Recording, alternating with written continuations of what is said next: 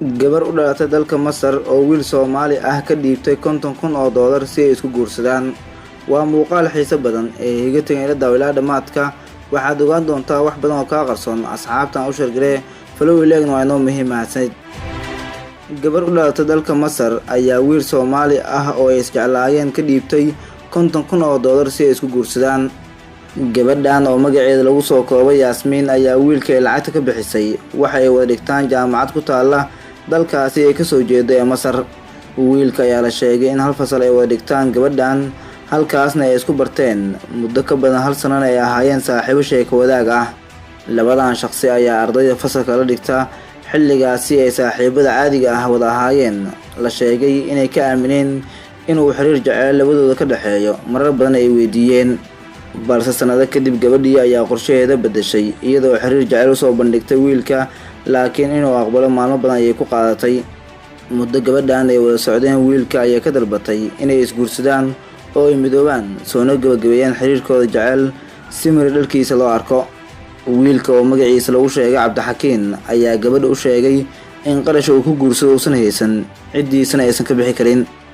gabadha oo goob ganacsi leh, reerkeedana ay yihiin hantiilayaal, ayaa wiilka waxay ka ballan qaaday inay bixinayso qarash ku baxaya arooskooda iyo biilka guriga. waxaa kale oo ay wiilka ka ballan qaaday in reerkiisa ay siin doonto qarash maadaama uu sheegay in wax hanti aysan haysan oo ay ku dhiban yihiin qarashaadka waxbarashadiisa ku baxa. markii intaas ay wiilka madaxiisa u sameysay ayuu ogolaaday, waxayna ku heshiiyeen inay isguursadaan oo ay midoobaan soona gabagabeeyaan xiriirkooda jacayl ee muddada soo socday.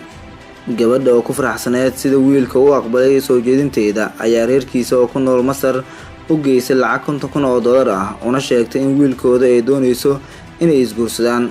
intaas kadib wiilka iyo gabadha ayaa rajada u rumowday kuna aqalgalay dalka Masar, waxaana arrintaas hadalhayn ka dhex dhalisay ardayda ay isku fasalka yihiin iyo kuwa ay saaxiibada yihiin.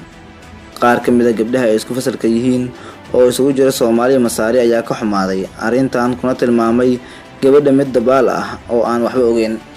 waa dabaal, nin la'aan miyaa jirta marka ay 50,000 nin xun ka bixinayso oo ciddiisa u geynayso. gabdhaha dhan ayay bahdishay ayay badi yiraahdeen. ragga ku fasalka ah qaarkood ayaa ku farxay wadada uu maray wiilkaas iyo sida loo yeelay, waxayna tilmaameen inay ku daysan doonaan Cabdixakiin.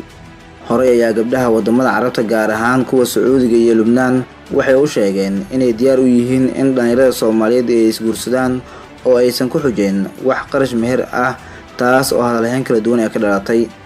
haddaba daawada sidoo aragta arrintan.